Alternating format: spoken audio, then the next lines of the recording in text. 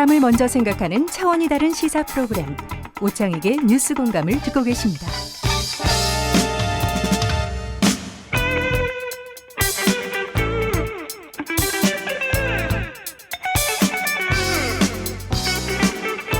네, 픽 인터뷰 두 번째 시간입니다. 오늘은 청취자 여러분들과 함께 중요한 공부를 하려고 합니다. 양정은 변호사 모셨습니다. 어서 오십시오. 네, 안녕하세요. 네, 임금 피크제인데요. 뭐 임피제 이렇게도 부르는데 얼마 전에 대법원에서 새로운 판례를 만들어냈습니다. 그러니까 임금 피크제 마음대로 하면 안 된다 이렇게 들리던데요. 네. 짧게 설명을 해주신다면. 네, 정확하게 맞습니다. 네. 우리나라의 경우엔 사실 연공서열제가 일반화되어 있기 때문에 연공서열제라는 건 뭔가요? 네, 그러니까 입사 올라가면서부터 후에는 임금이 오르는. 점점 오르거나 근데 오르는데 이게 가파르거나 아니면은 뭐 완만하거나 차이지 네네. 점점 오래 다닐수록 임금을 높게 받는다 이런 의미입니다. 그래서 근데 임금 피크제라는 것은요. 그 적정 연령에 도달하면은 피크, 즉 정점을 찍고 임금이 이제 낮아지는 것으로요. 근로자가 일정 연령에 도달한 이후 근로자 이제 고용을 이제 보장받거나 아니면은 정년을 연장받거나 이런 조건으로 근로자 임금을 조정하는 제도입니다. 자, 임금 피크제라는 두 가지가 있다. 하여튼 임금이 피크가 있고 어느 순간부터 내려오게 만든 제도인데 하나는 고용을 유지하는 정년을 보장받거나 아니면 정년이 끝났는데도 더 일하거나. 네. 그럼 노동자 입장에서는 정년이 끝났는데도 더 일하면 정년 연장은 네. 환영할 만하고 제가 500만 원을 받다가 정년 이후에 400만 원씩 받고 일한다 하면 저는 할 것 같아요. 네. 그런데 원래 정해진 정년이 있는데 그렇죠? 네. 그거를 원래 지켜야 되는 건데 임금 피크제를 도입한다면 노동자 입장에서 약간 서운하거나 임금이 적어진다, 임금을 빼앗긴다 이런 느낌이 있을 것 같은데요. 네, 맞습니다. 사실 그 정년 유지 그 보장, 그 네. 정년 보장 제도가 생긴 그 배경은요. 사실 그 경제 위기 이후에 정년을 보장받지 못하는 불안함이 있었었고요. 언제 경제 위기를 뭐 IMF 예, 맞습니다. 2003년에 이제 저희가 임금 피크제가 도입이 됐는데요. 네네네. 그리고 또 정년 연장이 법제화된 거는 또 2013년 그 네네. 이후입니다. 예, 그러다 보니까는 이 제도 자체가 이거 정말 지금 보면 이해할 수 없다라고 할 수 있겠지만 그 당시에는 그렇게 정년을 연장하거나 아니면 정년을 보장받거나 하면서도 임금 피크제에 동의하는 근로자들이 발생할 수밖에 없는 그런 사회적인 분위기가 있었습니다. 예, 그리고 또 정년을 이제 유지를 하면서 그 이제 임금만 낮아지는 것이 아니고요. 이제 고령화에 따라서 생산성이 낮아질 수 있거든요. 네네. 근로자가. 그렇기 때문에 이제 일을 하는 그 강도도 조금 줄어들고 그리고 뭐 시간이 줄어든다든지 하는 그런 그 반대급부가 있었던 것이죠. 예. 네, 아니 뭐 그런데 보통의 기업에서는 뭐 노동 생산성이라고 그러죠. 이런 게 떨어지면서 임금을 조금씩 줄여 나가거나 하는 방식이 아니라 그냥 월급을 깎을 수 있는 아주 아름다운 새로운 정책이 나왔다 이렇게 생각하시는 경우도 되게 많았던 것 같고 임금 피크제가 무분별하게 도입된 측면이 있었던 것 같고 네네. 이번 대법원 판결이 첫 번째 판례였나요? 일단 지금 하급심 판례에서는요. 네네. 임금 피크제와 관련한 굉장히 많은 쟁점들이 있었습니다. 네네. 근데 이번에 대법원에서 최초로 나왔다라고 하는 것은 이제 그 합리적인 기준에 대해서 임금 피크제가 어떻게 하면 적법할 것인가에 네. 대해서 그 기준을 설정해 줬다라고 보시면 됩니다. 그런 면에서는 최초의 판례군요. 네네. 그럼 어떤 기준이 필요한 겁니까? 네, 일단은 사실 연령을 이유로 한 차별은 네. 원칙적으로는 모두 무효입니다. 그렇죠. 예. 헌법 위반이죠. 네네. 네. 근데 이제 예외적인 경우 합리적인 이유가 있는 경우에는 효력이 있는데요. 대법원에서는 이런 합리적인 이유에 대해서 4가지 기준을 제시를 했습니다. 네. 예, 그 4가지 기준은 첫째로 임금 피크제 도입 목적의 정당성 및 필요성. 정당성. 예, 네. 그게 있어야 된다. 그리고 실질적인 임금 삭감의 폭이나 기간이 중요하고 그리고 대상 조치의 적정성. 아까 말씀드린 것처럼 임금 삭감에 준하는 업무량 또는 업무 강도의 저감이 있었는지도 확인을 하고요. 그리고 또 감액된 재원이 이 임금 피크제 도입 목적을 위해서 사용되었는지도 확인하겠다라는 4가지 기준을 제시를 한 것이죠. 이거는 맨 마지막부터 한번 여쭤보면 감액된 재원이라는 건 임금 피크를 통해서 하여튼 회사로서는 월급을 좀 덜 주니까 네. 돈이 남아 돌 텐데 하여튼 네. 감액된 재원이라는 네네. 게 생기는데 이게 도입 목적을 위해 쓰인다는 건 어떤 의미입니까? 네.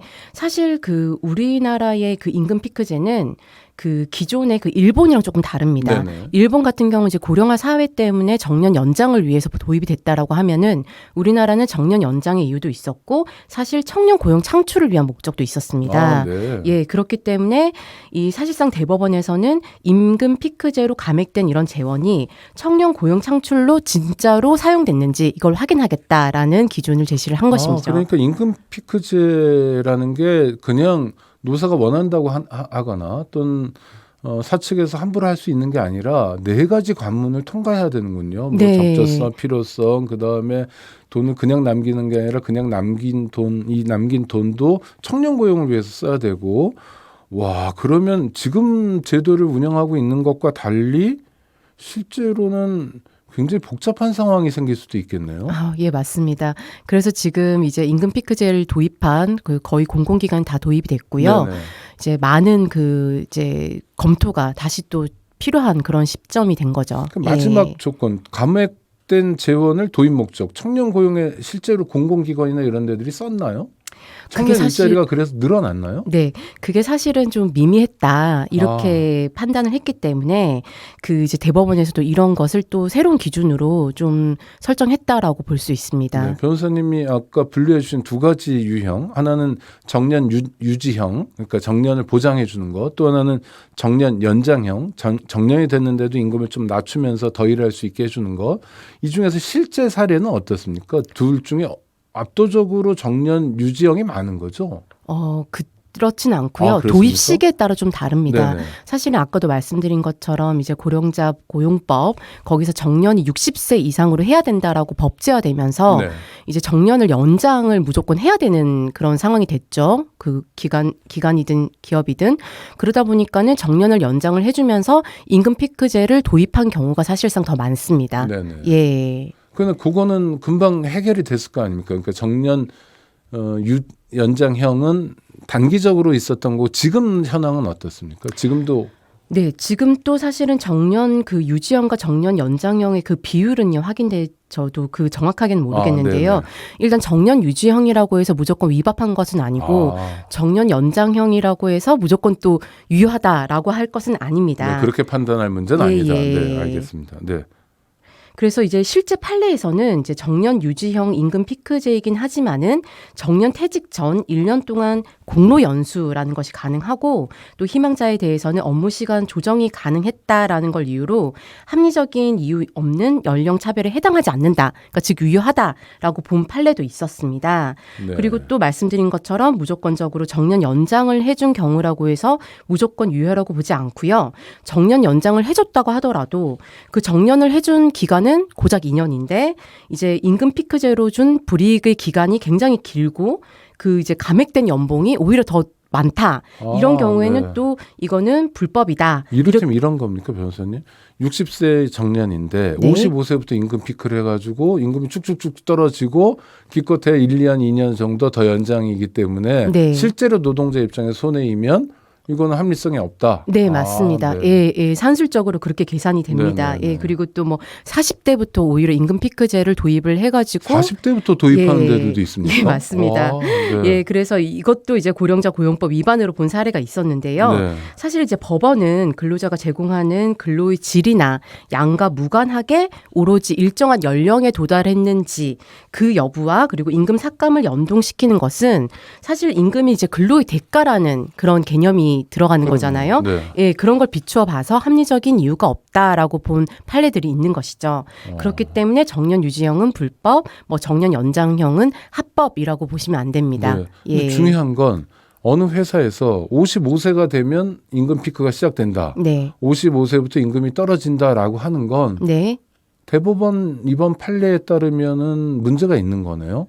그렇지 않습니다. 그렇습니까? 예, 네, 제가 말씀드린 것처럼 네. 이제 그거는 연령에 의한 차별은 원칙적으로 금지돼 있죠. 네네. 근데 55세 이후에 5년 동안 임금을 이제 줄이면서 예. 그 업무조차도 이제 저감이 된다고 하면은 네. 그것은 유효할 수도 있다. 이렇게 법원에서 판단 기준을 네 가지를 이제 아까 알려주신 말씀하신, 거죠. 네, 예, 예. 업무가 저감되고 그러나 똑같은 동일 조건이라면 그거는 임금 피크제는 위법일 수 있겠네요. 네, 그러면. 맞습니다. 네. 똑같은 일을 시키고 뭐 업무량을 줄이거나 이런 거 없이 딱 어떤 일정한 연령에 도달했다는 것만으로 임금을 내린다고 하면은 네. 그런 기업인 경우에는 지금 이제 판례에 따르면은 위법할 수 있는 확률이 높다라고 말씀드릴 수 청취자 있습니다. 여러분들도 이 방송 들으시면서 각자 처지에서 한번 계산을 해보십시오. 위법인지 아닌지. 또 하나는 하여튼 우리 사용자 입장에서도 법률을 잘 지키는 게 되게 중요하지 않습니까? 그렇죠. 그러니까 오늘 양 변호사님한테 좋은 말씀 듣고 있는데 저희가 잠깐 인터뷰 하나를 했는데요. 잠시 듣고 오겠습니다. 이지현 한국노총 대변인입니다. 임금 피크제가 지금 현재 도입되고 있는 방식의 임금 피크제는 정년을 연장하면서 노동자들의 그 노후를 준비할 시간을 벌어주거나 이런 목적이 아니라 원래 취지를 상실했고 오히려 노동자들의 임금을 깎는 그 식으로 운영이 됐기 때문에 이러한 임금 피크제에서는 당연히 반대하고 폐지돼야 된다고 생각합니다. 하지만 앞으로 정년이 계속 연장이 될 가능성이 높고 연금 대시 연령도 65세로 늘어날 가능성이 있기 때문에 지금 법적 정년인 60세 이후에 임금 피크제를 도입하는 것에 대해서는 반대하지는 않지만 지금처럼 법적 정년인 60대 이전에 임금 피크제를 도입해서 임금을 깎는 방식으로 가는 것은 반대하고 폐지해야 된다고 생각합니다. 그러니까 한국노총 대변인 말씀도 제가 앞서 생각하는 거랑 비슷하네요. 그러니까 정년 연장으로 가는 거면 임금 피크제 환영할 수 있지만 지금같이 그냥 한 번에 그냥 깎는 방식, 무차별적으로 깎는 방식이면 반대하고 폐지해야 된다. 우리 양 변호사님은 네. 네, 저도 이제 대부분 동의하고 있고요. 네. 근데 사실 아까도 말한 것처럼 우리가 연공제 하에서는 임금이 이제 점점 증가하는 그런 임금 체계에서는 사실 가장 임금이 높은 고령자의 임금을 줄이지 않고서는 정년을 또 보호하고 청년 고용을 창출하는 것이 경제적으로 좀 불가능했던 현실적인 여건. 예, 그랬습니다. 근데 모든 제도는 사실 시대에 맞게 변화하기 마련이거든요. 네. 그래서 정년 유지형은 당시 그 분위기 속에서는 이제 정년을 보장하기 힘들고 실업률이 높은 상황에서 그렇게 등장한 것으로 이제 필요한 제도였고, 근데 앞으로는 정년을 유지하면서도 노동 생산성에 따른 그 임금 피크제로 그렇게 유지가 돼야 되지 않을까라는 생각을 합니다. 예. 네, 하여튼 대법원이 굉장히 중요한 숙제를 던져준 것 같은데 그럼 좀 현실에서는 현실 시장의 반응이나 이런 건 어떻습니까? 굉장히 변호사님, 뜨겁죠. 뜨겁습니까? 네. 네. 그래서 뭐 사내 변호사들도 문의가 많고요. 사내 변호사라는 건 무슨 말씀이죠? 이제 회사에서 그 일을 하는 변호사들. 회사의 직원인 변호사. 예, 맞습니다. 네, 그래서 네. 본인들의 이제 그 기업의 임금 피크제가 적법한지 네, 네. 이거에 대해서 계속 좀 문의를 하고 있고요. 네, 네. 그리고 또 이제 임금 피크제를 당연하게 동의를 해서 이제 실행을 하고 있는 그런 분들한테도 굉장히 문의가 많습니다. 소송할 수 있는지. 그러면 저는 이제 노동자는 아닌데 만약 네. 제가 노동자고 임금 피크제에 해당돼서 뭐 임금이 작년보다 줄었단 말이에요. 이런 네. 사람. 근데 아무리 봐도 방금 변호사님 설명해 주신 그런 요건에 해당되지도 않고 네. 그냥 나이가 어느 정도 나이가 돼서 임금을 깎기 시작하는 거라면 문제라는 거잖아요. 네네, 그건 맞습니다. 차별이라는 거고. 예. 그럴 때 노동자 입장에서 어떻게 대응을 해야 됩니까? 그럴 때는 원래 임금 피크제가 도입되기 전에 이제 호봉제가 있습니다. 네네. 그 호봉제가 유효하다라고 하면서 임금 또는 퇴직금에 대해서 소송을 할 수 있습니다. 예. 그러면 소송을 한다는 건 만만한 일은 아닌데 소송보다 좀 빠르거나 좀 효과가 있는 구제 방안은 없나요? 지금으로서는?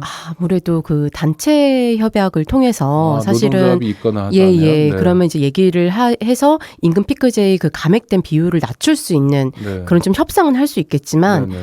이제 그 감액된 것을 감액된 기준으로 임금을 받았던 분들은 아무래도 소송을 하지 않는다면은 기업에서 그걸 임의로 네네. 다시 지급하지는 그렇죠. 않을 것 그럴 같습니다. 겁니다. 예. 법원 판결에 기대서라도 지급하지 달라고 해서 그냥 주지는 않고 또 기업에서도 자기들이 합리적이고 합법적으로 활동하고 있다고 아마 할 테니 네. 노동조합이 있다면 조금 구제받을 가능성이 있고 안 그러면 개인적으로 어떻게 구제받을지도 고민해 봐야 되는데요.